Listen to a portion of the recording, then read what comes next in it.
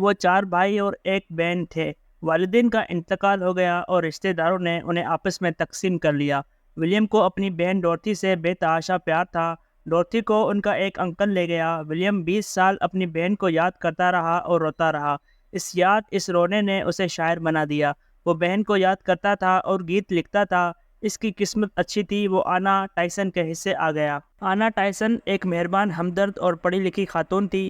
وہ ہاک شیڈ میں رہتی تھی۔ آنا ٹائسن کے گھر کے نزدیک اسکول تھا۔ علاقے کے متمول لوگوں نے یہ اسکول 1585 میں بنایا تھا اور وہ 250 سال سے چل رہا تھا۔ اسکول کا بندوبست چرچ کے پاس تھا۔ ایک کمرے کے اس اسکول نے ولیم کو سوزوگداز کو آگ لگا دی اور وہ اندر سے پکتا چلا گیا۔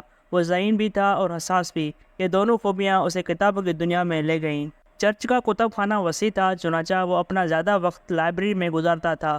مطالعے نے اس کی ذہانت کو متنت میں تبدیل کر دیا اور وہ ہاک شیڈ گرامر اسکول سے سیدھا کیمبرج کے جان کالج پہنچ گیا۔ تعلیم مکمل کی، تھوڑی سی رقم کمائی اور سیدھا اپنی بہن ڈورتھی کے پاس واپس آ گیا۔ ڈورتھی اس وقت شادی شدہ تھی مگر اس کے خاوند کے ساتھ بنتی نہیں تھی۔ ولیم نے ڈورتھی کو ساتھ لیا اور دونوں گراسمیر آ گئے۔ گراسمیر میں ان کا کوئی گھر نہیں تھا۔ دونوں اپنی ایک دوست کے بیٹے کے گھر میں رہنے لگے۔ پھر یہ ڈورسٹ اور سمرسیٹ میں کرایہ دار ہو گئے۔ یہ گھروں کے نام ہیں۔ ولیم کو کرایہ دار تنگ کرتے رہتے تھے۔ وہ کبھی ایک گھر میں رہتا تھا اور کبھی دوسرے میں۔ شاعر اور لکھاری تھا۔ آمدنی محدود تھی مگر وہ مشہور ہوتا چلا جا رہا تھا، لیکن مالک مکان کو اس کی شہرت سے کوئی غرض نہیں تھی، لہٰذا اس کی اقامت کا مسئلہ مرنے تک جاری رہا۔ اس دوران اسے ایک ایسے گھر میں بھی رہنا پڑا جس میں شدید سردی اور نمی تھی۔ سردی اور نمی کی وجہ سے اس کے 2 بچے انتقال کر گئے۔ اس صدمے نے اسے مزید دکھی کر دیا۔ اس کے گھر کے قریب ایک شوریدہ سر ندی تھی۔ ندی کا ساز دن رات بجتا رہتا تھا۔ سامنے ایک انتہائی خوبصورت وسیع جھیل تھی اور اس کے دائیں بائیں سرسبز شاداب پہاڑ تھے۔ گراسمیر بنیادی طور پر پہاڑی گاؤں تھا، آج بھی ہے۔ آبادی کم تھی، زیادہ تر لوگ کھیتی باڑی کرتے تھے یا پھر پھل فروش تھے۔ ولیم کے گھر کے ساتھ ہی پرانا چرچ تھا۔ پادریوں کو اس سے خدا واسطے کا پیر تھا۔ وہ اسے دیکھ کر برا سا منہ بناتے تھے۔ وہ بھی ان سے پرہیز کرتا تھا مگر اس کے باوجود اس کا پادری اور اس کے چیلوں سے روزانہ ٹاکرا ہوتا تھا۔ کیوں؟ وجہ بہت دلچسپ تھی۔ چرچ کے گرد خوبصورت قدرتی گارڈن تھا۔ ولیم کی اس گارڈن میں جان اٹکی ہوئی تھی۔ وہ جب بھی گارڈن میں بیٹھتا تھا اس پر آسمان سے قطار اندر قطار مصرعے اترنے لگتے تھے۔ چنانچہ وہ روز چرچ نہ جانے کا فیصلہ کرتا تھا مگر شاعری اسے کھینچ کر دوبارہ وہاں لے جاتی تھی۔ گارڈن کا ایک کنارہ چٹان سے نکل کر ندی تک چلا گیا تھا۔ یہ ولیم کا پسندیدہ ترین مقام تھا۔ وہ روز وہاں بیٹھتا تھا اور روز وہاں شعر کہتا تھا۔ ولیم کا اپنی بہن ڈورتھی سے جنم جنم کا رشتہ تھا۔ وہ کائنات کی واحد ہستی تھی جو اسے مکمل طور پر سمجھتی تھی اور وہ سائے کی طرح اس کے ساتھ رہتی تھی، اس کے ساتھ ہنستی تھی، اس کے ساتھ روتی تھی۔ ولیم مانتا تھا اگر میرے ساتھ ڈورتھی نہ ہوتی تو شاید میں نہ ہوتا۔ وہ ایک دن چرچ کے گارڈن میں ندی کے قریب پتھر کی بینچ پر بیٹھا تھا۔ ندی کے پانی نے کنارہ کاٹ کر چھوٹا سا تالاب بنا دیا تھا اور اس تالاب میں نرگس کے پھول کھلے تھے۔ تالاب، ندی کا کنارہ، نرگس کے پھول، چرچ کی پتھریلی عمارت، بیل ٹاور کی 3 گھنٹیاں اور سامنے دور دور تک پھیلی جھیل۔ ولیم کی روح جھوم اٹھی اور اس نے تخلیقی لمحے میں وہ ملکوتی نظم تخلیق کر دی جس نے اس ندی، اس تالاب، اس بینچ، اس چرچ، اس جھیل، گراسمیر کے بے رحم مالک مکان اور پھر پورے علاقے کو دائمی بنا دیا۔ اسے لٹریچر کا ویٹیکن بنا دیا۔ آج اسے واقعے کو 219 سال گزر چکے ہیں مگر آج تک پوری دنیا سے ولیم ورڈز روتھ کی چاہنے والے گراسمیر کے اس چرچ میں آتے ہیں، گارڈن میں جاتے ہیں اور اس بینچ کو چوم کر اسے سلام پیش کرتے ہیں جس پر بیٹھ کر اس نے ڈیفوڈلز لکھی تھی۔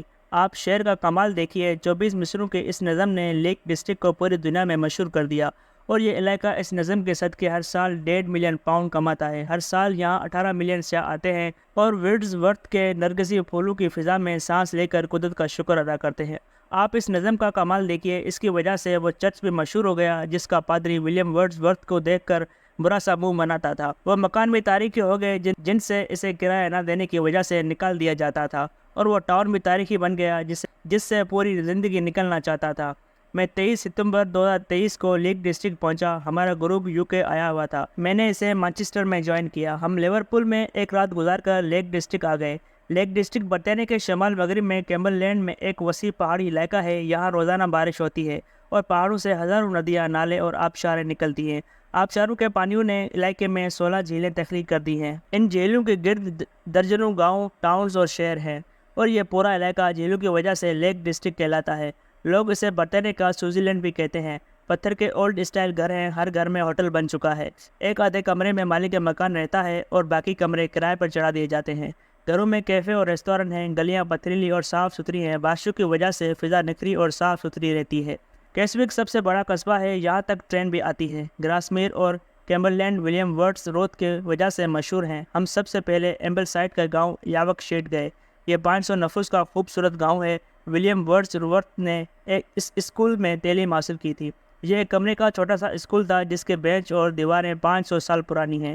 چرچ ذرا بلندی پر ہے اور اس کے گرد علاقے کے مشاہیر کی قبریں ہیں۔ گاؤں پہاڑ کے نیچے ہے اور یہ چرچ کی چاروں سائڈ سے نظر آتا ہے۔ ہم وہاں پہنچے تو ہلکی ہلکی بارش ہو رہی تھی اور اس بارش میں چرچ اور اسکول دونوں ورڈز ورتھ کی نظموں کی طرح نم اور قدرتی محسوس ہو رہے تھے۔ ہماری دوسری منزل جان رسکن کا گاؤں کنسٹن تھا۔ جان رسکن کے گھر کے بعد ورڈز ورتھ کا گراس میر ہماری منزل تھا۔ ہم نے لیک گراس میر کا لمبا چکر لگایا اور اس کے بعد اسے چرچ کے سامنے پہنچ گئے جسے ورڈز ورتھ نے عالمی شہرت دے دی۔ ورڈز ورتھ نے چرچ کے گارڈن میں 2 درخت لگائے تھے۔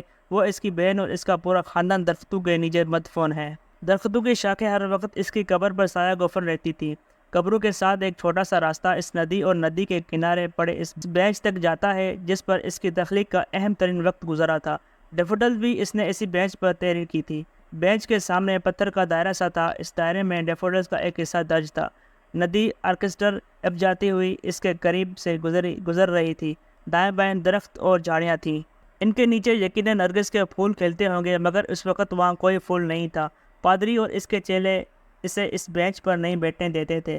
لیکن آپ اس دکھی شاعر پر قدرت کا کرم دیکھیے۔ دنیا جہاں کے شاعروں، دانشوروں اور نثر نگاروں نے پتھروں پر اپنے نام لکھوا کر انہیں اسی راستے پر لگوا دیا جو ورڈز ورتھ کے بینچ کی طرف جاتا ہے، اور دنیا جہاں کے سیاح ان عالمی دانشوروں کے ناموں کے اوپر سے گزر کر اس بینچ تک جاتے ہیں جہاں ورڈز ورتھ کی گرم دوپہریں اور سردیوں کی شامیں گزرتی تھیں۔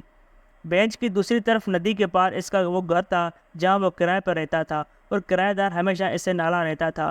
وہ مکان اب کافی شاپ تھا اور اس کا بیک ٹیرس گارڈن کی طرف کھلتا تھا۔ ٹیرس پر ہر وقت شاعروں کا جمکٹا لگا رہتا ہے۔